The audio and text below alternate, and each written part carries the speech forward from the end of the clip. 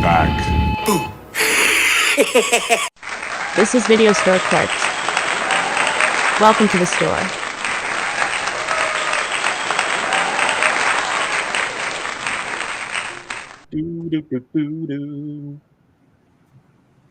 Good evening, ladies and gentlemen. We are back. We missed last week, but we are here, alas, to talk about It Follows.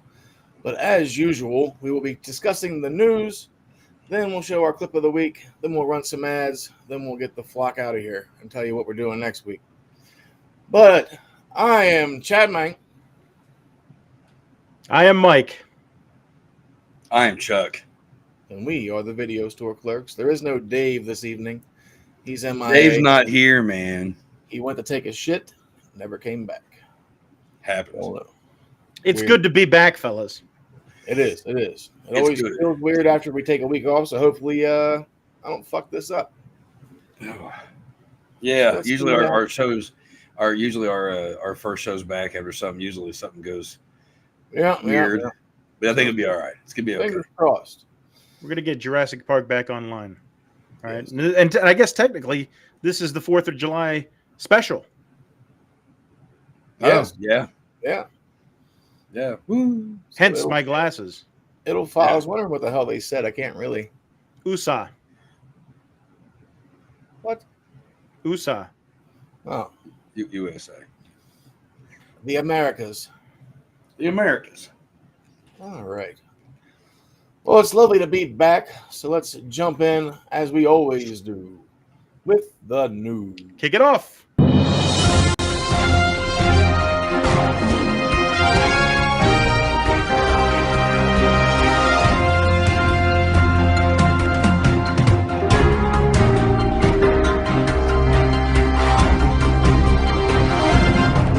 All through southern Ohio, the swollen Scioto River and creeks like the Pee-Pee are giving... Freaks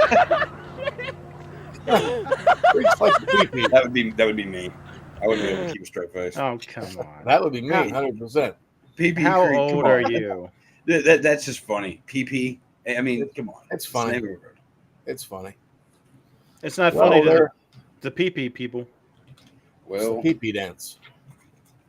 they need to get the poo-poo out of their pee-pee hole and get a sense of humor. Moving on.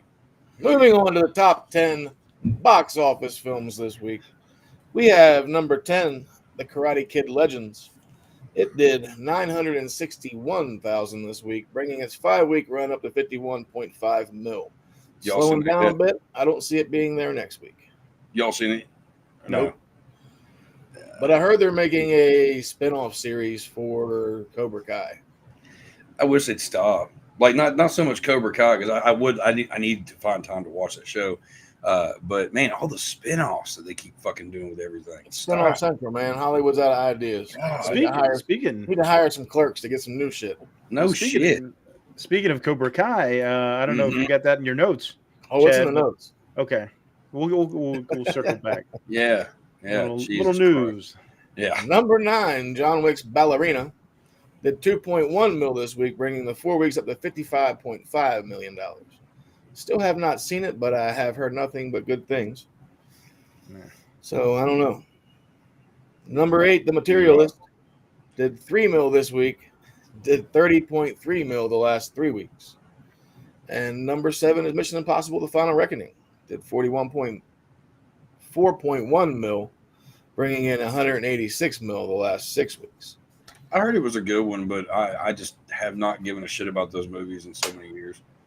It's Well, okay. even though It's- I knew the first one was a first part of the sequel or whatever, that shit just ended, and I didn't like the way that shit played out. So I don't know. The only one that I liked was the third one or the second one that has Philip Seymour Hoffman as the main bad guy. That's the third one. Third one because he kills it as a villain in that, and that's the only reason why I wanted to watch it. The first one and that was my favorites. Agreed. This last one wasn't too bad. If it's the last of the franchise, then it went Good out send-off. decent for the most part. Yeah. Just for I've never been big on the films. I don't mind them, but I just get more and more respect for Tom Cruise, man. Seeing him do all of his own stunts and everything. Like in this film, there's a big plane scene, and it's just like it's crazy to think a guy at his age is doing this stuff, and nothing but props for him, man. Yeah, no, I give him major props on all doing his own stunts and all that, but the guy's a piece of shit. Wow. Can't stand him. Fuck. Wait, how is he a piece of shit? Or you just don't like him? All right. He's like one of the leaders of the fucking Scientology bullshit, man. You're allowed to believe what you want to believe, Chuck. Yeah, but those guys, this is a free country. Horrible. Yeah, gotcha. But they're horrible people. What do you think, celebrities? Whatever, Michael. Whatever. Moving on. I have no beef with Tom Cruise. I've met him. He's a very nice gentleman. Fuck it. Moving on. Number 6, Lilo and Stitch did 6.8 mil this week, doing $400 million in the last 6 weeks. And number 5, 28 years later, did 9.7 this week, doing out 2 weeks and only brought in 50.4 mil. So Have you seen that one yet? It fell off quick. No, but I've heard a lot of shit about it that does not sound well. I've heard nothing but bitching. I've heard more bitching than I have anything good about it. I've read 2 good reviews about it from a few people. I actually watched the first 2 this weekend. Love those. The second one's okay, but it definitely is different than the first one. I prefer the first one, but I do too. Second one's not bad though. Well, somehow it's got an 89% score on Rotten Tomatoes. So I don't know. I hear a lot of bitching. I don't trust that Rotten Tomatoes shit. Not anymore. I don't trust anything when it comes. With Personal anything. preference. Social media type shit, like anything could be fake. Especially now AI shit, fucking nonsense. All the rating shit like that with Rotten Tomatoes, it's just their way of telling you what to like. You know what I mean? It's it's all personal, like, preference when it comes down to all. Well, they have 2 different things on there. They have the critics, and then they have the actual audience. Fans. Yeah. Well, that is true. That does kind of make them stand out from the rest of them. But you know what I mean? Like with anything like that, though, it's like you still have a whole bunch of people you don't fucking know who are telling you what you should like. So I mean, I don't trust any of those fucking cocksuckers. It's true. Yeah. Number 4, Mike, you said you saw this one. Megan 2.0 brought in 1.1 mil this week. How was that experience? Dude. Look, it's not even a horror movie. All right. It's Terminator 2. Oh, Lord. Like the shitty version of Terminator 2. So it's like Terminator 4, the one without Arnold. Right. Well, it's the premise of Terminator 2, but as shitty as Terminator 4. So it's like if we made Terminator 2. Yes. Wow. That's saying something. I didn't care for that. I don't think I've ever finished watching the first one, for real. I can't remember the first one. I don't mind the first one. It wasn't horrible. No. But they went a totally different direction, and I was just like, what is going on here? Yeah, I know she was like a little speaking spell or something there for a hot minute or whatever. Anyway. Real quick, when it comes down to robotic movies with, all that kind of shit, The Companion, I highly recommend that one. It's a fun movie. See, I thought about watching that this weekend, but I was like, It goes a direction you're not expecting.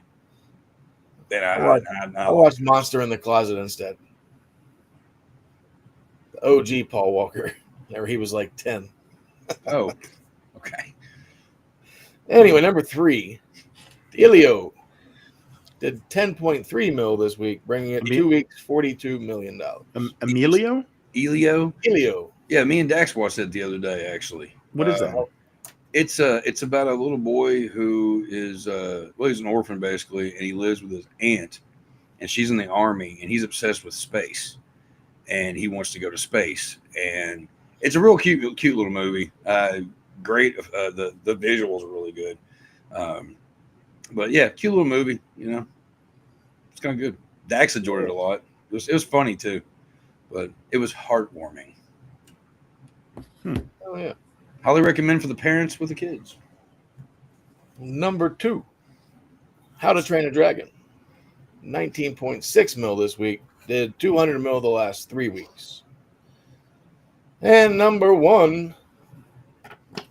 Number what? Brad Pitt's back in it. F1 the movie.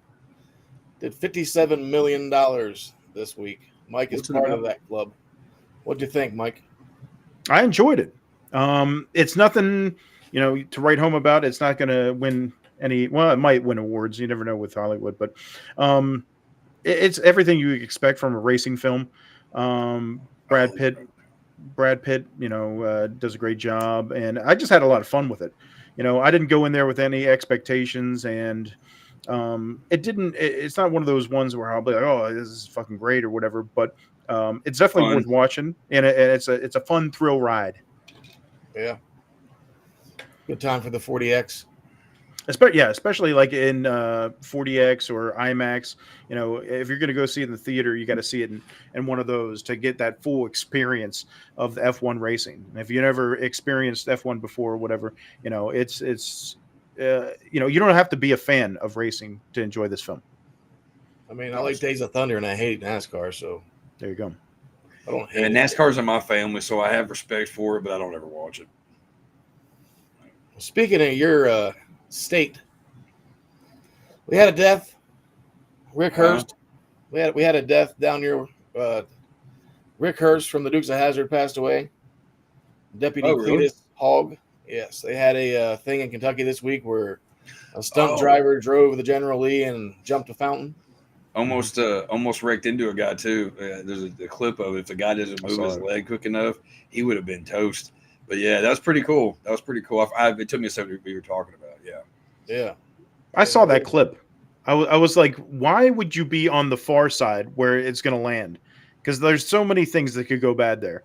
Yeah. Like, Actually, we grew up with Knievel, so we know. yeah, like just stay in the middle. You can see him coming, you can see him going, and you're not in the line of fire. Right. Man, I wonder, like, is the governor or whatever, like, or the mayor, like, sitting there just chewing his nails when something like that's going on? Like, we're doing this in the middle of downtown. I don't know, God, but if they're using the General Lee, if the mayor's there, if he's not dressed like Boss Hogg, that's a missed opportunity. No shit, yeah, that is true. Even like Burt Reynolds from the remake, like you got to be wearing all white that day. Like Burt Reynolds and shit. Fucking Right. Burt Reynolds and shit. Well, that being said, I don't believe we missed anybody. I think there was some last week that we missed, but it sucks. Rest in peace to all the fallen soldiers. fallen soldiers in the world in which we We live. got some B-days today, old birthdays. Lots. Liv Tyler turned 48. Pam Anderson turned 58. Alan Ruck turned 69. Terrence Mann turned 74. If you don't know who Terrence Mann is, he's the one that plays Johnny Steele in the Critters franchise or a bounty hunter. Fucking amazing. And Mr. Dan Aykroyd, 73. Hell yeah. So lots of fucking birthdays. Well, happy birthdays to all of them peoples. And I feel like we can't go without mentioning last week was Mel Brooks' 99th birthday. Yeah. Yeah. Yeah, man. The man. I'm so pumped. He's gonna be the oldest man to direct, act, and write a film, won't he? I would imagine. I don't know. I mean, I know Clint Eastwood's up there, but yeah, he's already 92 or 93. Yeah. So We get a few more years, Mel. You got a couple of things to take care of before Jesus. Happy birthday, Mel Brooks. Finally Major making the Schwartz sequel we've been be with waiting for forever. Right. I have another top 10 list they came out with for the top 10 21st century films of all time. Yeah, this is fucking of all time. Who? Wait. Who is the reference in this? They use they do 500, I think, either like writers or directors, and they vote. So it's not like AFI or anything like that. It's just No. Randomly collected from professionals in the industry. Yes. Wow. Okay. So number 10, this list, I'm like, really, like I haven't even heard of like a couple of these movies. Okay. So you got number 10, The Social Network. Number 9, Spirited Away. No, I fucking do. Number 8, Get Out.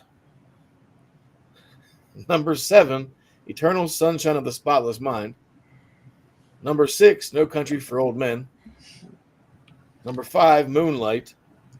Number 4, In the Mood for Love. Number 3, There Will Be Blood. All right. Yeah. Number 2, Mulholland Drive. And then number 1 is Bong Joon-ho's Parasite. These are the top films. Top 10 films century. of the 21st century. What?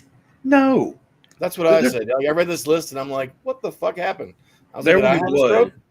There Will Be Blood is the only one I think I agree with on that.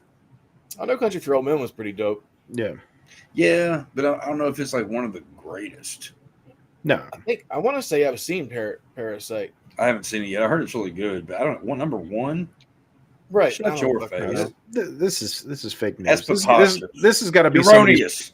This got to be somebody's personal top 10. That's what I'm saying. Like, I read that list and I'm like, there's no fucking way. Like, Somebody was born in so 1998. So much shit has came out that was fucking amazing in that time period. And that's what they got. That's what I'm saying. That's why I do not trust those kind of things. I made my own list. Not one of them fucking movies would be on it. No, it's true. Those are all. We basically do that almost at the end of every year for our New Year's show. So I mean,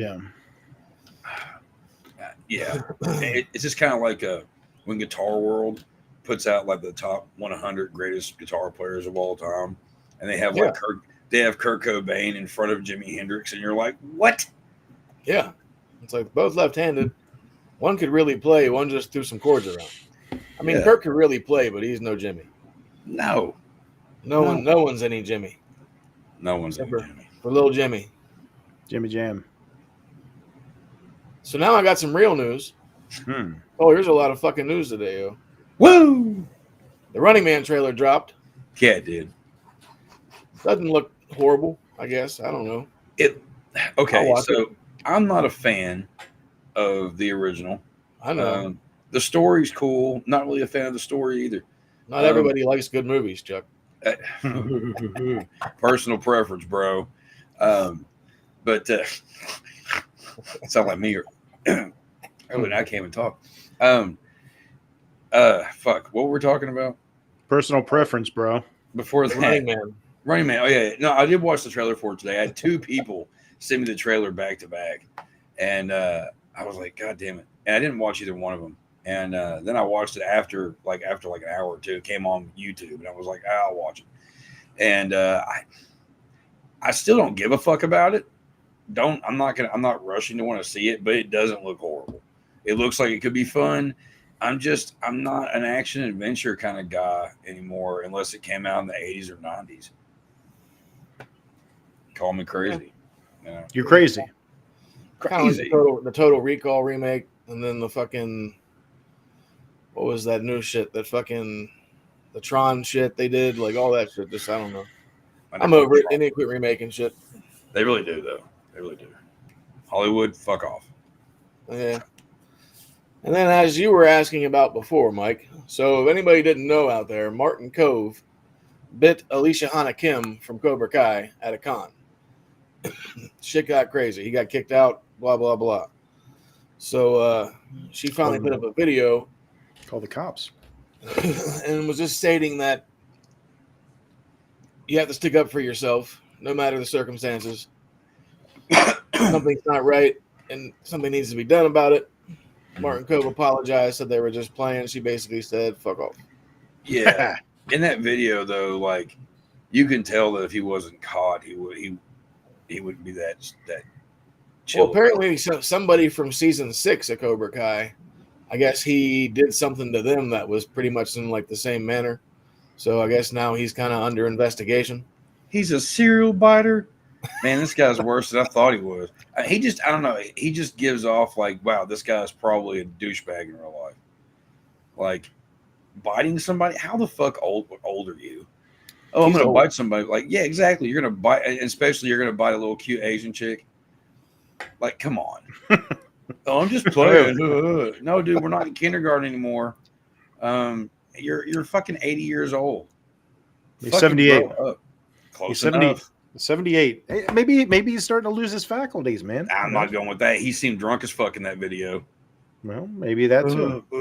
No, fuck that. No excuse. If he really is losing his mind, okay. But no, he was drunk. You can tell in the video he was drunk. I put a muzzle on that fucking guy. Yeah, no shit. Get some fucking Hannibal Lecter shit on him and throw him out. Fuck him. It's the new tagline for the Cobra Kai spinoff. Bite Bite me? first, bite hard, no mercy. Arr. There you go. Speaking of, they've been working on it since 2006, but they're finally going to do a Princess Bride on Broadway. Oh, wow. Wow. Interesting. I'll go check that out. I would too. Inconceivable. Right? Movie's so fucking good. I I mean, think John's like, I don't watch good movies. no. I do like the movie. I mean, it's a classic. I do like the movie. It is. I've seen it 1,000 times, I think. But That was my stay home from school sick movie. That and Right. Never Ending Story. right. I don't know. I don't know. Put it on Broadway, I guess. I just don't know why it would be. So, like, it would be like a fucking musical or just be a play. Both. Gross. I'm out. You see, you make it. If you're like, oh no, just gonna be a play, but all right, that's cool. And no musical part, fuck you. I'm done. I'm out. Nope. I Fuck it. don't know. You could be surprised. Whenever I saw American Psycho, I enjoyed it I on just Broadway. don't like musicals. I still want to see Evil Dead. But anyway, That's so fun. Vin Diesel made an announcement this weekend No, I saw that. about Awesome. making Fast 11 or Fast X Part 2. That the film needs to be, well, he listened to the fans. He said the film has to be back in LA. No more driving in space or whatever the fuck they were doing. How do you It come has back? to be about street racing. And by the end of the film, him and Brian have a reconnect somehow with some extra AI bullshit. So I guess they're going to use Paul Walker's brother's body and throw Paul's face on his body like they did in like one of them other movies. I Oh don't my know. god! Stop it! Just fucking stop it! You know that? Have you ever seen that clip of like Michael Jordan? He's like, "Stop it! Just stop I it, think this is supposed to be the last one. dude." Supposed to be. I hope. But Vin Diesel looked fucking beefy. Like he was just hanging out drinking Oh, did he, Chad? since he made the last one. Yeah, they're roasting him on the internet for him gaining weight. I mean, whatever. He's an He older always guy. drops it though by the time he comes back. Because they did that last time. They were like showing like the balcony photos or whatever, and he had his belly hanging out. But then Wow. like come back, like he looks like he does in every other movie. Yeah, he'll get a personal trainer and work Yeah. out for a couple months and he'll be good to go. Just You like know- with every other movie he's in, I don't care. He's drinking too many cervezas, too many Coronas. Gave him that beer belly. I can't stand that guy. I can't stand those movies. I've never liked those. They're saying it's going to be the Fat and the Furious. That's been a joke for a minute now, actually. Yeah. So now we have some other news. They're making a new Bond sequel with the director from Dune, Denis Villeneuve. So we'll see how that goes. Apparently, he's going to try to take it in a different semi-direction, I guess, or something he was saying. the director from It's a spy movie. the director from Doom. Dune. Dune. D-U-N-E. Dune. Dune. Yes, Michael. Dude. Dave Bautista Bautista. is getting a film or a role he wanted to do, which he's going to be in a new romantic comedy called The Romantic. He's going to be the lead. So what he wanted to happen to get non-casted as an action star, he's starting to get a little recognition for his acting chops. Well, good for him. So I good guess for we'll him. see what happens with this. Yeah, that's And good then for him. apparently Netflix is going to, or NASA is going to Netflix. So they're going to start showing the launches and then do a little behind the scene things for the launches. Weird, Okay. Yeah, I guess now Thanks, NASA Netflix. Thanks. NASA is sponsored by Netflix because they don't have any money. I don't know how this is going to work. Well, now they're already going to talk about doing a Lilo and Stitch sequel, which just got greenlit. Mm-hmm. Not shocked. They're going to fast track an F1 sequel because it's making bank, and a 28 years later Part 2, the Bone Temple sequel. No, I wish I could be more excited Sequels about all of everywhere. those, but I decline. Yeah, I don't know. Apparently, they're going to already working on 28 years later, The Bone Temple. So I'm we'll see hoping what that happens. I'm hoping that I watch that and I like it, and then it'd be one of those movies where I'm like, man, I can't wait for the second part to come out of it. It's gonna be great, and then everybody else can bitch about it. I'd be like, no, this movie's awesome. We'll see. It's summer. It's summertime. We're gearing up.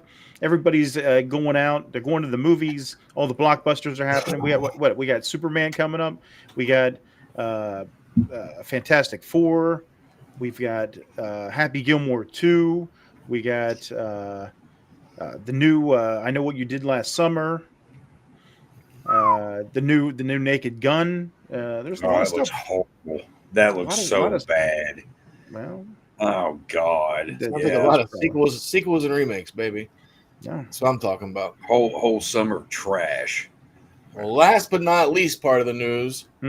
Told you some lengthy news segment. Happens. We got some more Street Fighter news. Girthy. Dune star. Dune? Dune. David Dastmalchian is going to be in Street Fighter as Bison. And Bison. Bison. Wait, Roman Reigns is in the film. A bit of Dyson. Miles better than Dyson, though. Fucking Roman Reigns is going to be in it. Jason Momoa. And then I saw some fake news, I think, on the fake book today, where it said Cody Rhodes might be Guile. Yeah. You think that's fake? I mean, it might not be. Maybe he's branching out. He's not the champ. He might not be getting the belt back. He might be getting hurt come SummerSlam, and then I don't think he's big enough. I don't either. But I mean, I'm sure he's bigger than Van Damme. But that's all I got for the news. Finally. Fucking news, fucking hectic this week. Plus, we got news going on right now. They're deliberating even further in the Diddy trial. God, there is no verdict yet. They are still deliberating. How is there no verdict? They're trying to make sure everybody gets paid off good. That's open and closed. That's shut. You're all guilty. You would think. Not in Hollywood. So let's dive in, gentlemen. It's a well-oiled machine. Chuck's pick this week. Yeah.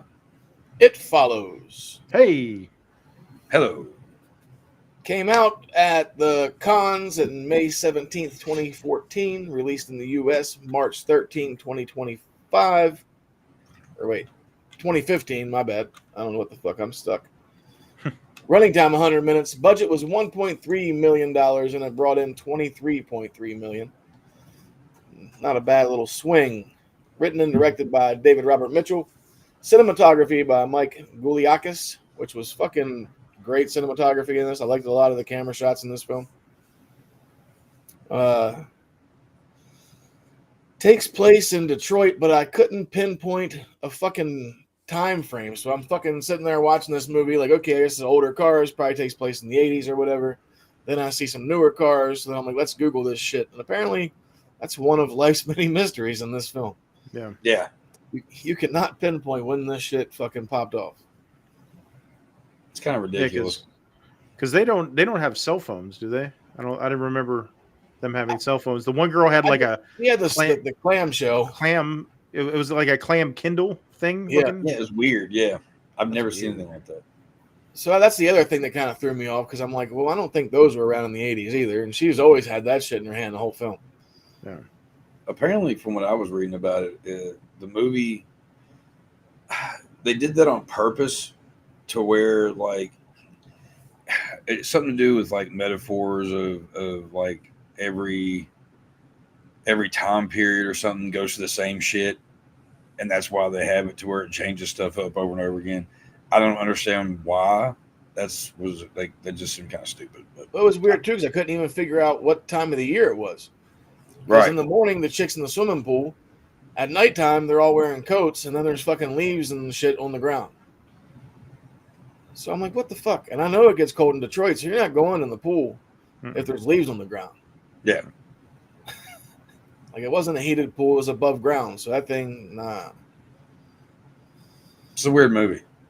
It's very strange. Yeah, there's a lot when I went back to rewatch it. I hadn't seen it in a couple of years, and I didn't actually. I never picked up on that kind of shit. I mean, I always thought like the little weird clamshell like fucking Kindle thing was kind of weird, and a couple other things, but I never really thought about it until rewatching it this time.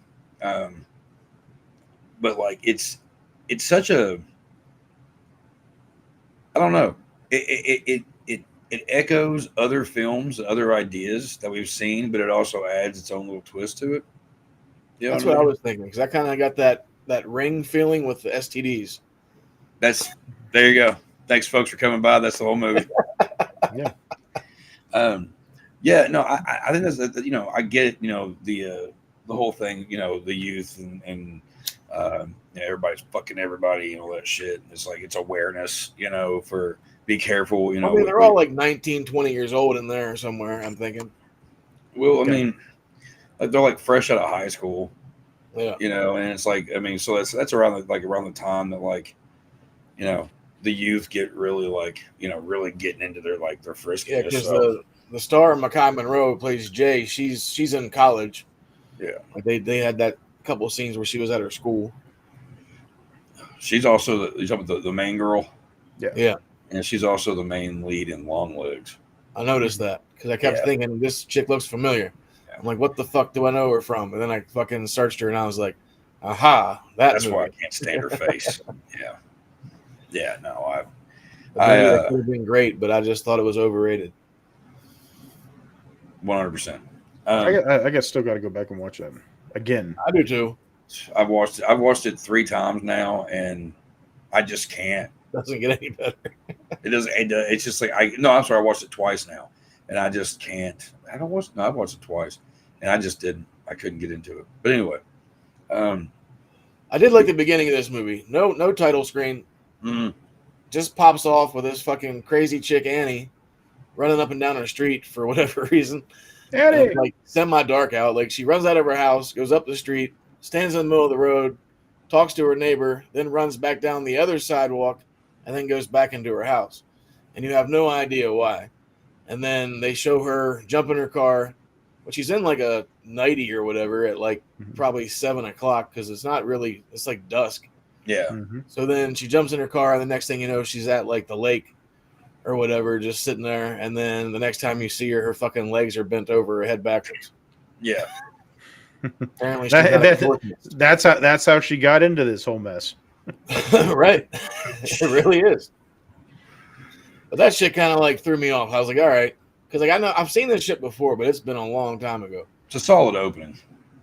Yeah, it's not bad. But then I hate to say, but for me, it kind of goes downhill from there.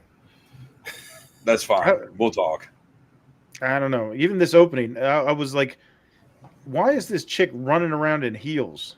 Especially after the fact, once I know what's going on, I'm like, why? I thought the same shit. If you're running away from some kind of threat, why do you have high heels on? Any woman with a brain is going to take those heels off and run barefoot. True. Yeah. And how does this fucking broad? Okay, she's on a beach by herself. How does she let the entity get to?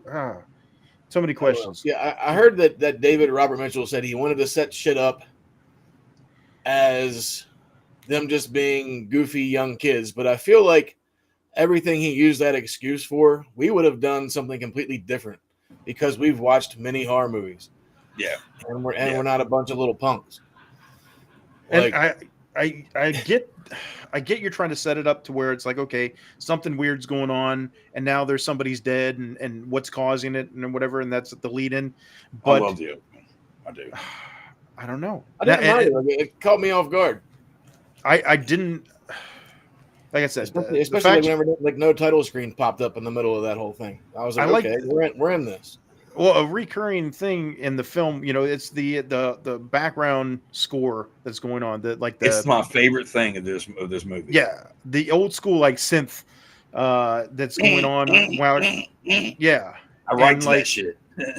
And you see it also these shots later on. Not only in the opening scene, but like later on, it comes back to where there's always this 360 pan, and It's just like all the way around and then back.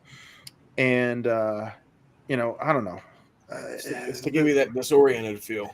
I guess. But like after the fact, I have more questions because, like I said, why is she running in heels? Why is she getting killed on the beach with nobody around? Why? Well, who is she? Who is she? We don't even know who she is. That's She's why not that's why it's a good opening, though, Danny. because it leaves you wondering like what's going on. It kind of keeps you it's intriguing. The high heels thing, whatever, I don't even pay attention to that. But like that opening is what had me kind of like originally be like, oh, all right, like I do like that opening because it asks a lot of questions and keeps the viewer invested in watching. Yeah, like I really didn't have any beef with the opening aside from the heels because I was thinking the same thing. I was like, take your fucking heels off. But and the fact that the neighbor is like, hey, are you okay? And she's like, oh yeah, like, well, yeah, because I mean that's what I mean. Like at first you're like, what the fuck's going on? But then later you realize that nobody else can see the shit after. So it kind of like, all right, like kind of like makes you go back and rethink things a little bit. I don't know. There's a lot of questions, and we'll get back after the fact. Yeah. We'll double back because I got questions galore. Go ahead. Well, like the next scene. So first you don't ever know who gave the shit to Annie, but we'll get there because you don't really know what the fuck the movie's about just now. So then Jay has a date. She goes out with this dude named Hugh. Then they end up banging in his car. Then after they bang, which is I've never seen this done before, then he chloroforms her. Yeah. And then she wakes up in a parking garage, fucking tied to a wheelchair. And then he kind of breaks down like the deal. Like he's like, you're gonna see this crazy chick or some weird shit going on. Only you can see it. Like you got this because this is my STD, pretty much. Like if I bang you, like you have to pass this like to somebody else or else it's gonna hunt you.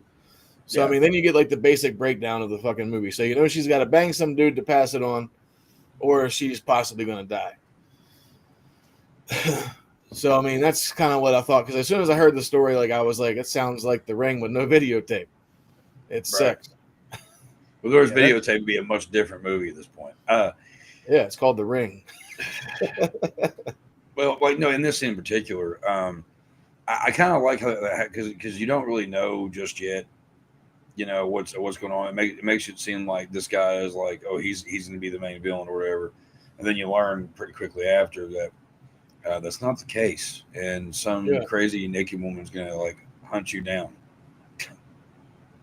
Yeah, because like he's just standing there. Okay. As this naked chick comes walking through this parking garage, and he's like filming it or whatever, and making sure like it's not going to go after him first, and it starts going straight to her. And these things walk so fucking slow, so like he has time to grab her in the wheelchair, take her back down to the car, then drives her to the house and just kind of like dumps her on the lawn. Dumps her in the street. I'm out. Yeah, like so opened the car door and dumped her out in the street and pulls her out, and then fucking her sister's like, "Are you okay? Is everything all right?" And he just fucking pulls her out and drops her in the street, takes off. And then they all rush to her side. Man. Like I've never had any dates like that. Which so many questions. This is the question film for me. I don't know. That going back to the exposition scene where he's got her in the wheelchair in the abandoned building and everything like that. I learned that Quentin Tarantino was doing an interview and said this is one of the best. He loves this movie. Exposition scenes of all time. And I'm like, what? Like, usually he's on point, but I can't agree with him on this. I'm like, I don't know, man. You see it right there and behind Chad right now where she's in the wheelchair or whatever. And they even had the camera strapped to the wheelchair too. Whenever he's like wheeling around and everything like that. To me, that seemed like original Texas Chainsaw Massacre. Whenever they got the camera on Paul Partain and he's getting pushed through the woods and it's going all over the place. It reminded me of that. There's a couple different things. Like earlier, whenever you're talking about the scenes where she's in her classroom or whatever, and she looks out and sees the older woman, which we'll get to. That reminded me of how. That's the next thing we're coming up to. So that's perfect. Yeah. That reminded me of Halloween, you know, Jamie Lee Curtis looking out the window and seeing Michael Myers, you know. So there's these little things that I kind of recognize. I don't know if they were intentional, like nods to these films. Mitchell said he loves Halloween. That's what got him into horror films. Okay. So that's definitely. So it definitely gave me that impression. And that's kind of how we got like the really basic score for the film. Was because it sounded really dark and just repeatedly like the Halloween theme. Yeah. I love that score. But Yeah. but the thing that really stood out to me in that exposition scene was she's just okay. She wakes up. She's tied to a wheelchair in an abandoned building. She has no fucking clue what's going on. She's just like chilling there. Like I feel like most women, most people would be like screaming, yelling, like help, help, or whatever. She's just chilling in the chair, not freaking out. This guy's like fucking explaining all this weird I figured shit. she's still probably like semi out of it because of the chloroform. True. Or whatever. Yeah. I don't know. She's probably got the want walls and a headache. I'm sure that shit's fucking a rough come down. True. Yeah, but still, I feel like your fight or flight mode would kick in. Not after chloroform. Dude, Have you been? You've been chloroformed. Coming out of surgery. I had a buddy. I had a buddy years ago that had a whole. He got in trouble with a bunch of shit because a girl he was dating was a nurse, and she got into a bunch of chloroform, and they wanted to get freaky on chloroform. Have you met our employee Chuck? And then she ended up like getting mad at him or whatever, and then calling the cops on him. She got busted with it from stealing it, and then and he told me all about it, like because the cops busted in his house and everything. It was crazy, but yeah, he was like, dude, he's like, I didn't know what was going on. Like I came to, and like So okay, so this Hugh guy has thought that he's gonna chloroform her and then explain to her what's going on, but he didn't have the follow through to get like some smelling salts to be like, okay, wake up, I gotta explain and you gotta fucking understand what I'm saying to you right now. I think he was just. I think it was like coming out of surgery. Like whenever I had surgeries and you wake up from the anesthesia shit, like you don't have a fucking clue what's going on. Kind of. I grabbed my cousin's wife's tits the one time. That is very true. Every time that I've woke up from a procedure, I've grabbed his cousin's wife's tits. She still calls me the groper, and he was and he was even groggy. He just like. Then we left the bar. Oh man, it must have been the drugs. No, I'm still fucked up. But I mean, I think also like in this scene though, that dude is just like he's just in a hurry to like, okay, you're up, you're awake enough to I'm gonna tell you this shit. Like here you go, and he just wants to get the fuck away from it. But here's the thing. Okay, so this is his plan. This is the crucial thing. He has to explain to her. So he needs her to be fully coherent. Right. Okay, so if she's groggy, if she doesn't know what the fuck's going on, she's out of it still. That is contradictory to his plan because bottom line, you need to understand. Huh? But the bottom line though is he's safe, so it doesn't really matter. He's care. Safe, but if he doesn't explain to her properly what the fuck's going on, she's going to get killed, and then it's back on him again. Oh, that is true. What I'm saying? Yeah, I see what you're saying. So I don't know. Maybe they should have. Maybe he should have. We'll check that out. Once she sees the old lady at the schoolyard, though, she knows, like, okay, he wasn't full of shit. Like, I see this creepy old lady. I just walked through two people, and nobody acknowledged the fact that this old lady is there. So then she runs back home or whatever and talks to her friends. And then they have that whole fucking, like, sleep. Who are all annoying as fuck. They are all annoying. Jesus Christ. I hate every single one of them. The characters in here, like, I don't give a fuck about them. That's why I think the movie kind of missed, because, like, they're just expendable to me. I got notes right here. It says, characters boring. These characters are so generic. Fucking generic white girl 1, generic white girl 2, generic white man. Like then the desperate guy that just wants her affection, but he's in the friend zone because I don't fucking know. Oh God, he's fucking irritating. It's like, dude, seriously, like you're annoying, empathetic. And he's the one that comes up with the dumbass plan at the end of the movie, which we'll get there too.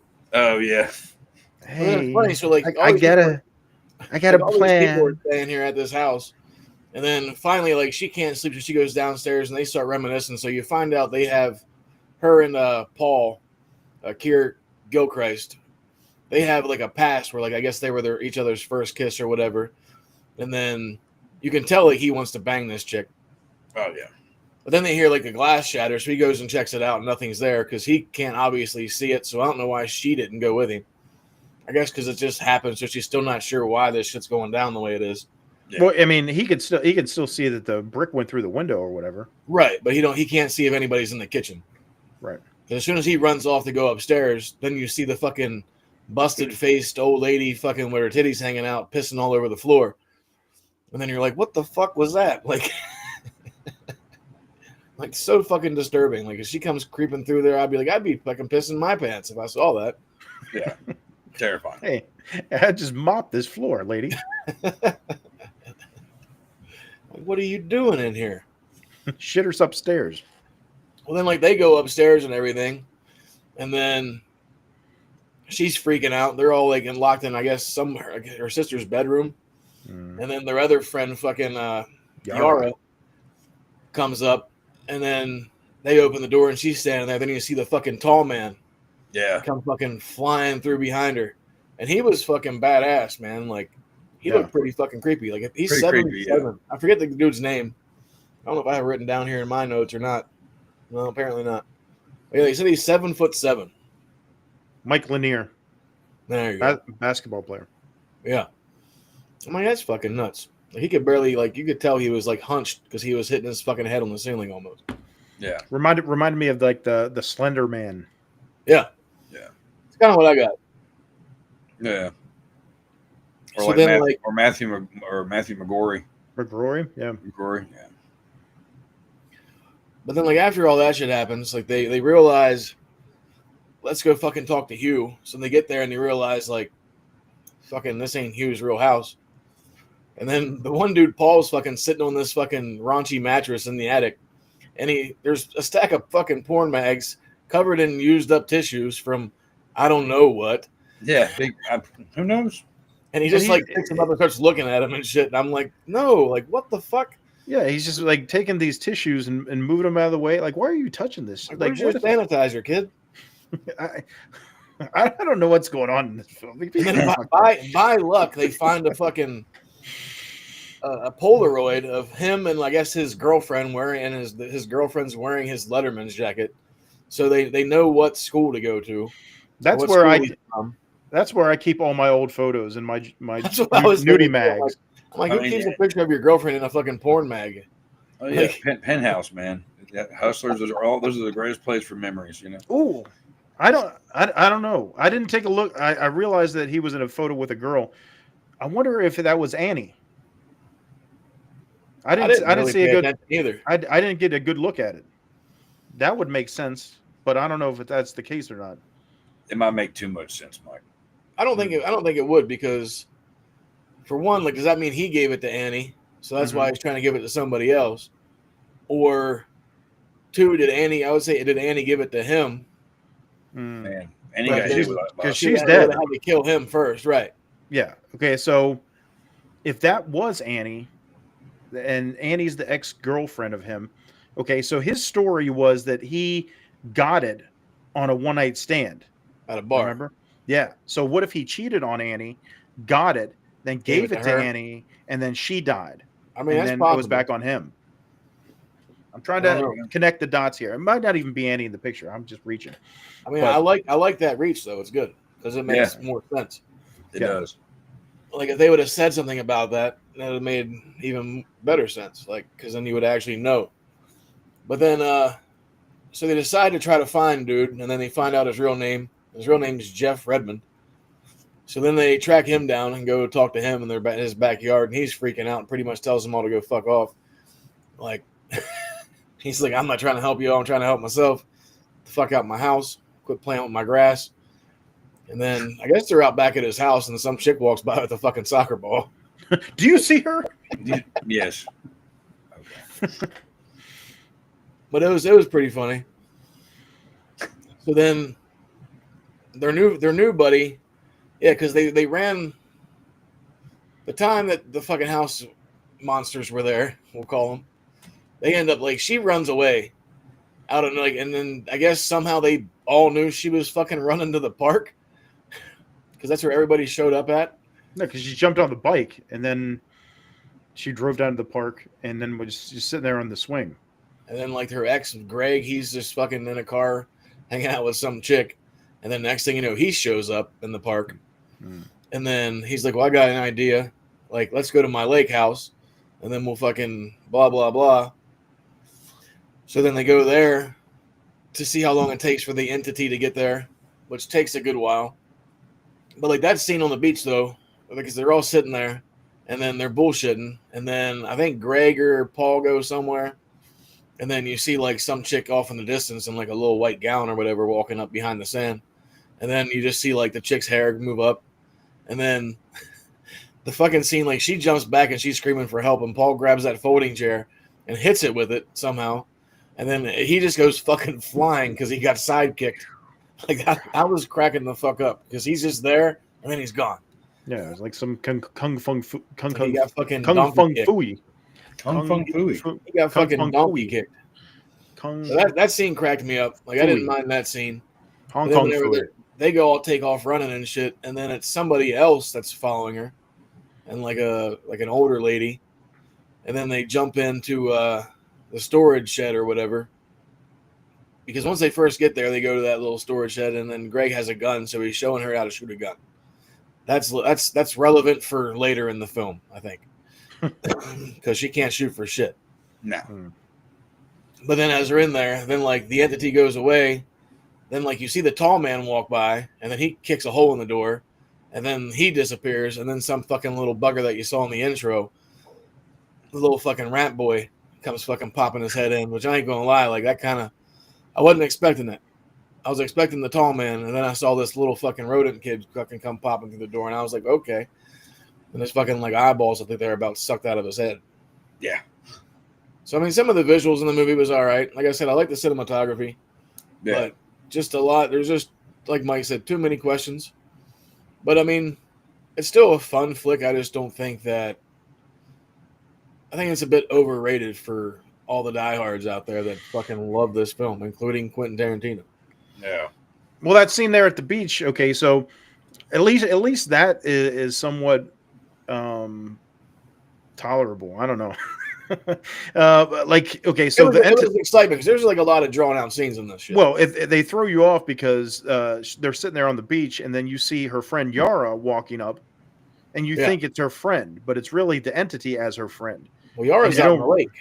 Yeah, and then as soon as it cuts to that different point of view, and you see her sitting, because we can see the entity, but they can't see the entity. Right. So we see a Yara walking up, then it turns around, and you see her sitting in the lake. You're like, wait a minute. And then all of a sudden, her hair goes up in the air, which I don't know if the entity caught up to her, why it's playing with her hair. Like, because even like Hugh or Jeff or whatever says, like, if it touches you, it'll kill you. But technically, she got touched there, and then she gets touched later. That doesn't sound right, but sounds weird out of context. Yeah. Yeah, you get touched and you don't die. I mean, Yeah. there was a little, I guess there was, okay, back whenever they're at Hugh's house or Jeff's house or whatever you want to call him, she's sitting there and she's playing with the grass, and she's letting up the blades of grass on her leg or whatever. And I guess that's like a foreshadowing for later on in the pool, after the entity grabs her and she gets out and she's got the fingerprints, the blades of the grass. I never thought of that. Symbolize the fingerprints that are on her leg. I don't know. No, but see that part's funny though, because they get to the beach and then she dips out and steals fucking Greg's car and immediately wrecks the fucking thing. Mm-hmm. But somehow they have plenty of time to get her from there to the hospital for hours. And I know the thing moves slow. I think I was watching some fucking YouTube breakdown or whatever that says he walks a mile like every 15 minutes or something.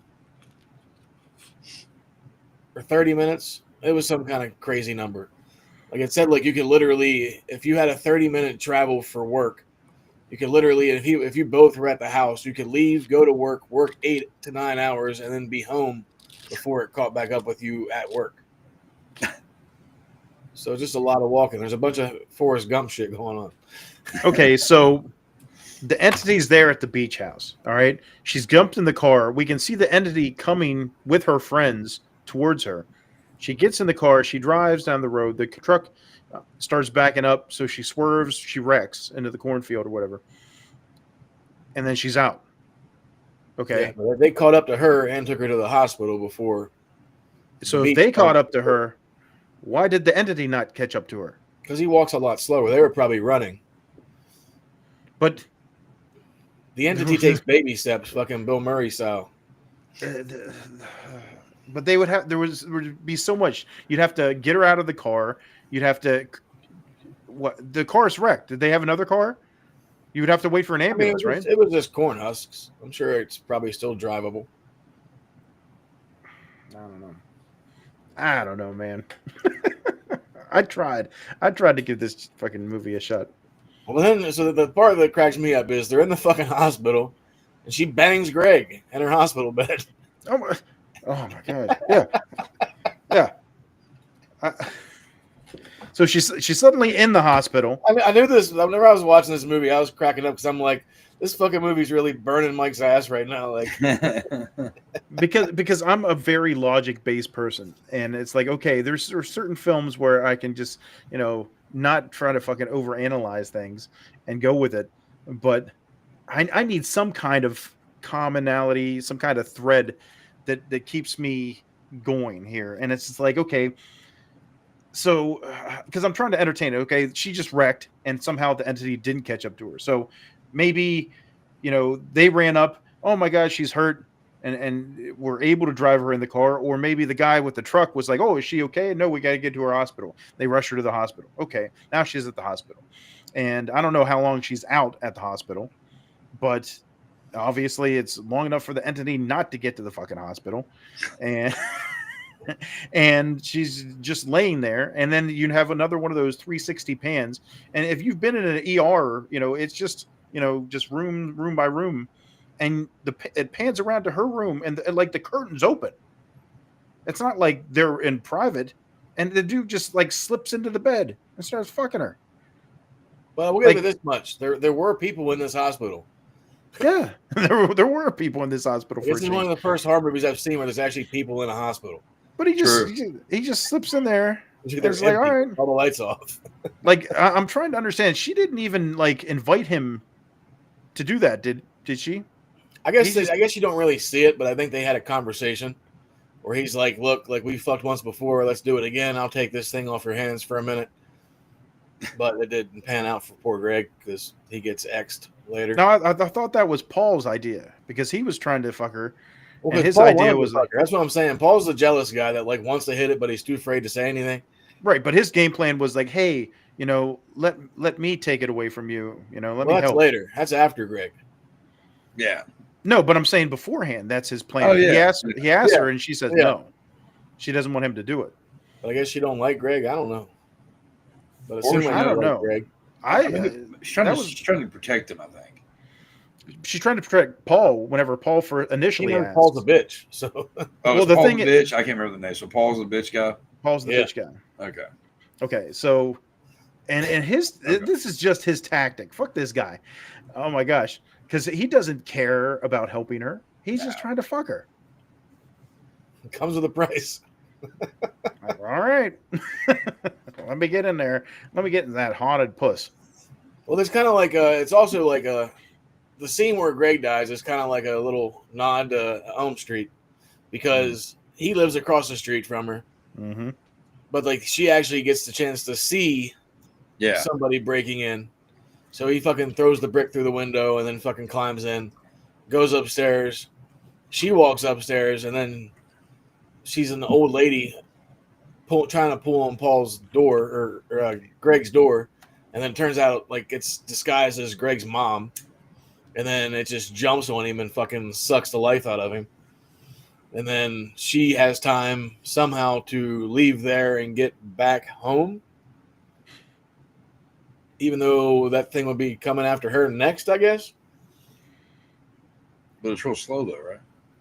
It's slow as fuck. Because what? She fucks Greg, and then she's like, "Oh, you haven't seen anything?" It's like, no. It goes to that weird cutscene where like she's at the lake and there's 3 dudes fishing in a boat, and then she just takes all of her clothes off, and then you don't know whatever happens. She just drives back home wet. So like, did she go out there and fuck the boat? Well, the guys in the boat. It was a gangbang. They didn't show. Was that her plan? But the gangbang theory. I think it was. Plus, she has a cast on, so her cast is about ready to fall the fuck off after swimming. Yeah, I've broke my arm and I've had my cast wet. It's. But I mean, what the gangbang theory here? Like what? I mean, I kind of had that thought actually. But that makes no sense because. I mean, it takes care. It gets 3 people ahead of you before you die. But does it? Because I don't understand how this thing works. This ST demon. If you stick your wick in it, you're gonna die. Before at any time. I mean, it goes in order, I guess. I know some girls that have that. But that's my thing. That's the thing. Do it, dude. You're gonna lose it. But that's the thing. If she goes out the boat and there's 3 guys, I would think that the first guy is the one that gets it, unless the other guys are fucking each other. Can you They get? just all die in a Yeah, row. I guess that would be true, right? Maybe So maybe that's only what one happened. guy. And can you get it from? She gang banged him, right? Okay, so I this is don't what happened. know. No, listen. So she gang banged him, and then she didn't tell them what was going to happen. So one by one, they just kept dying. So then she had to swim back. That's what Does that happened. mean she killed all 3 of them in the boat at the exact same time? I guess like she didn't tell any of them. They just all died. So is she banging them guys while What the are MC's killing the other guy? I want to know the rules. It's like whenever you're getting chased and you're just barely ahead of them and you have to keep jumping in Mario or something. I guess like that's the only logical explanation of We why. should have had a disclaimer. All right. Yeah. Well, it's a movie. This is very graphic. No, but like 3-hole punch. I don't know. What? I just saw some clips from Psych today and they did that shit. I was fucking dying. That and Mr. Booty Man popped up and I was cracking the fuck up too. I mean, that would be. I guess that would be the play. Like they all. I don't know that. like she's getting it from one, and then like when he's done, the other guy's doing it, and then the thing comes and kills him, and then like I don't know. No, because okay, so whoever the first guy she gets with, she's already okay. So Greg's dead, so now she's got to get it to somebody else. So the first guy she's with gets it, and if she does another guy, he can't get it because the other guy's already got it, unless it's just you constantly give it, like it spreads, like all the time. Like you got it for life, or some pegging was involved. I don't fucking know. or like I said, the 3-hole punch. If what I mean, can you get it from oral? 3-hole punch. Can you get it? Or can you pass it through oral or anal? I mean, I'm assuming Next on the Store After Dark. the HIV or the other ones or the herps or whatever, they'll get you either which way you go, I guess. I need some rules here. All right. This whole thing doesn't make sense. Even if you're the entity, okay. So what? Where is it? How did this entity become a thing? There's a curse, okay. That's the only thing I'm trying to like map it out in my head, okay. So how did this all start? Like somebody did some voodoo curse on. I just want to know if it's just in that town. Like, is it just in Detroit? I mean, somebody was a bug collector. I mean, if you've been to Detroit, then you know. But somebody was a bug collector. You know what a bug collector is? It's somebody Like who just collects. Somebody bug collector. I don't know if it's the actual term for it, but it's also a book. It's the same name of a book that's about somebody who's a bug collector, who is somebody who collects as many STDs as possible. You're gonna keep them in a jar or what? Like, that sounds gross. No, it's just It sounds like one day you're gonna spontaneously combust. like, ugh. They just implode. And then, like, I guess, like, if it was something like that, then, like, all the energy, I don't even know where to go. Well, it's just weird. So, like, after she gangbangs the boaters, allegedly, all right, we never see allegedly, but she totally did. she drives back home, and then she's talking to Paul, and then Paul's being the little whiny bitch as he is again. And he's like, "Look, like, I love you, blah blah blah. Like, let me do this with you or whatever." So then, did they end up banging there? Because they end up banging on the couch, right? There's something I have to tell you. No, they didn't bang yet. They don't bang till after Paul comes up with this great idea. They're like, "Hey, let's go to the pool, and then we'll set up a trap, and then we'll kill this fucking thing or whatever." Yeah. Oh, okay. So like they're backing out, and you see the fucking dude dangling up top on the roof. Why? Fucking full hanging dong. What? And okay, here's the like, thing. Okay. So here, this is gonna. Okay, if she went to the boat and did those guys, then the entity has already killed them, and has made her way to her. At least one of them. But why would he climb on the roof?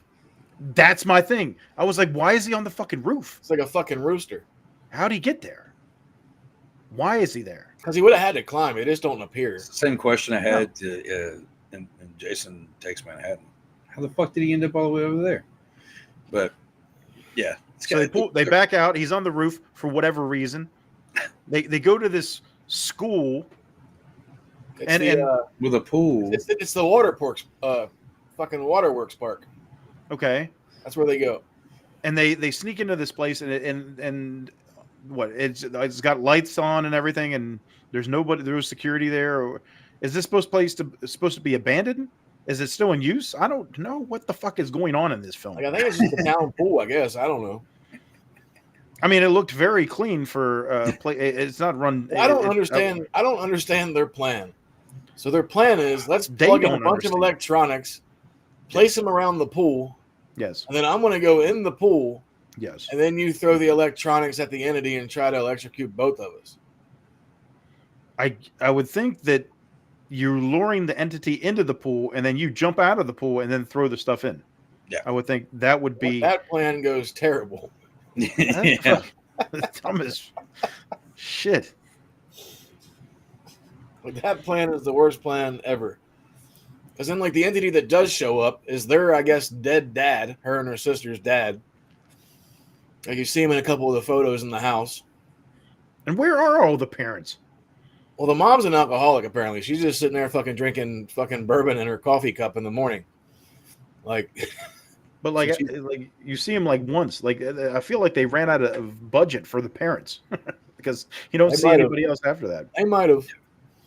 So like whenever the entity though, like he's fucking chucking toasters, typewriters, and where they got all this fucking appliances and other shit to plug into surge protectors is beyond me because they're at a fucking pool. Where the fuck do you find a typewriter at a pool? Like that shit blew my mind. And then, so then, they try shooting it, and then Paul goes to shoot the fucking thing and totally biffs and fucking shoots fucking Yara in the leg. Yeah. Dumbass. So she's just over there fucking bleeding. And then I think her sister, Kelly, she throws, isn't she the one that throws the blanket over it or the sheet over it or whatever? Yeah. And then fucking Paul shoots it in the head and it falls in the pool. Yeah. And then it's still trying to fucking kill her. And then it grabs her ankle whenever she's trying to swim away from it, which was what Mike was talking about. Which is fucking weird. So then it touched her again, then she didn't die. And then he ends up shooting it again, and the whole fucking, like, she gets away. And then the whole fucking pool just fills up with blood. And then she's just, like, staring at it. And then it just cuts again. And you're like, what the fuck just happened? So then, like, is it dead or is it not? But then she goes back to their house and she bangs Paul on the couch and passes it to him if she still has it. And then they go visit Yara at the hospital. And then they're like, yeah, whatever. I think we beat this thing, blah, blah, blah. And then next thing you know, they're just walking down the fucking street holding hands and it ends. And I was like, what the fuck did I just watch? Right. I'm like, where are these fuckers? But apparently 2 years ago, they got the okay to make the sequel called They Follow. They Follow. And apparently they're making it this year. Yeah. So maybe we'll get to see what happened with Jay and Paul. Well, yeah. I mean, you have that person walking behind them, so you never really know if that's the entity or if that's a real person. Right. And that's what I'm saying, too. Like, for me, if there's two people that have it, they both can see the entity. Yeah. So if you're just hanging out with you and them, like, you're not going to know if something's there or not unless it looks totally fucked up. Like, if they just bring in, like, a human that looks normal formed, you know what I mean? Like, you're just done. Yeah. I would hate to be – could you imagine how annoying it would be to be the friend of somebody who has that issue? It's like, I don't really want to go out today. We do a lot of running. We do a lot of running when we go out because you're always seeing shit. I can't do this anymore. Like, you know, I wouldn't be able to deal with that shit. There's so many questions. I mean, there are. They're really. Let me say this real quick. Okay. So, when I chose this movie, okay, it was mainly because I was like, "What's a movie that I haven't watched in a while? I'd like to watch again." and this was one of them. It just kind of popped in my head, and I was like, I would like to watch this. Like I said, I hadn't seen it in a couple of years, and after the rewatch, and then after this conversation, but after rewatching it, because I had a lot of the same questions, and I was kind of like, what the fuck is going on in this movie? Exactly. Because I just always chucked up a lot of the stuff to being in a certain mind frame. You know what I mean? It's like, oh, maybe I was just too blitzed when I watched it. And I'm just not seeing everything. And I wasn't that way when I watched this last time, and I found that this movie is confusing as shit. Yes. I think it's really kind of funny because, I was planning on coming in here and defending it, and then I watched it again. I was like, oh, this is going to be a change of events. Because the thing about this movie is great. It's a cool idea. It's regurgitated from other shit we've seen, but it's an interesting idea and it's interesting social. It's commentary. different. It's different. Yeah. But it's a social commentary on the youth, sex, and whatever the fuck and whatever. And so it kind of grips you right there because you're like, oh, well, that's interesting. Sex sells, right? The opening scene, I always thought was really cool. And then like I said, this rewatch, I really couldn't stand the fucking characters at all. The fucking the bitch boy. What was his name again? Paul. Yeah, dude, so fucking annoying. He's a good actor. I've seen him in a couple other things. He actually is a singer for 2 grindcore bands, which is really interesting because they're not bad. He has pretty cool vocals. But fucking in this movie, I want to punch him in his fucking mouth. It's like, dude, how annoying could one? Dude, how do you have friends? How is this chick you want to be around you if you're just like, what? She doesn't. They even emphasize that whenever, because I think he works with her sister in some place. Yeah, and they go there. She does have apprehension. Yeah, and they work at Clark's Ice Cream. Yeah, they go there, and then they were like, oh, well, Paul was like, oh, I can stay over, and they're like, no, they don't want him to stay over because he's like a creeper, Yeah, he's just not. There's no, like I said, he's one of these guys that he's in the friend zone and he's got a hidden agenda because all he cares, he's obsessed with this chick, and all he wants to do is hook up with her. Yep. And it's fucking pathetic, and it's like I said, all these characters are boring and generic.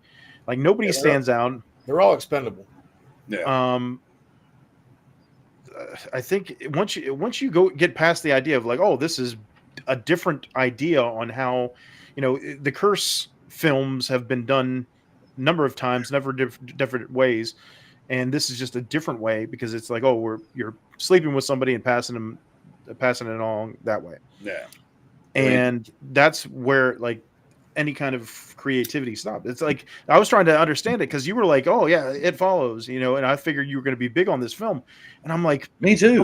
Okay, the STD demon thing is definitely ST demon, as I call it. That sounds like it's right up Chuck's alley. But then I'm watching it and I'm like, wait a minute, there's only 2 people that even die in this movie. Yeah. Great. And Annie and Greg. And Annie, okay, she's all mangled, but you don't see anything except you don't see how it happened. And then Greg just gets humped to death by his mom. I don't even know how to explain that one. She sucked him dry. But I'm sitting there watching. I'm like, okay, this doesn't have the gore that Chuck likes, and I'm like, I'm trying to understand anything in this fucking film. I swear to God. Well, that's what I'm saying. I do like a few scenes. I think with the big tall dude, that's pretty fucking creepy. A couple, that whole idea is pretty creepy. The idea of God, you can never tell is that person real or is it, that's kind of a creepy idea, which we've seen it before in other ways, like I said before. But at the end of this whole fucking movie, and the few things I like about it, I realized that the score is the greatest thing about this movie, like we were talking about earlier. I listen to this score religiously when I'm writing. I was listening to it earlier when I was writing, because it just gets you pumped up. It's just like bam, bam, bam. I mean, it's just, and then it's so creepy. It's great. Unfortunately, the movie that it accompanies, it's not nearly as good as I thought it was at one time. I really, I don't hate it. I don't hate the movie, but I think it could have been a lot better. I am curious about the sequel coming out. But yeah, I kind of am too, just because the way that shit ended. I want to know what the fuck happened with fucking Jay and Paul. Not that I care, but Jay and Silent Paul. yeah. I don't really care, but I want to know.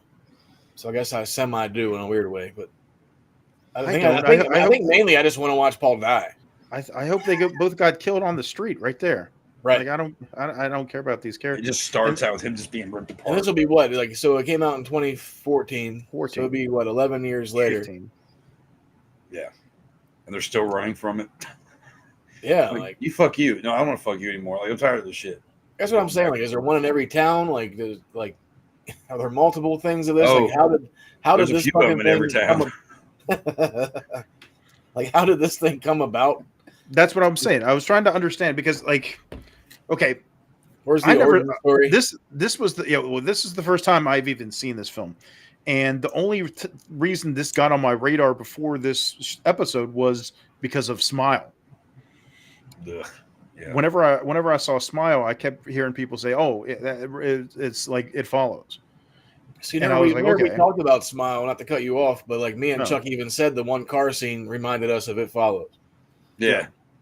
It's almost like somebody took It Follows, like they were like us. I don't understand what the fuck's going on here. So I'm going to take the concept, take out the fucking part, and change it to something else. And that's what they did with Smile. That's like the rehashing of It Follows. That's what I'm saying. Like this with The Ring.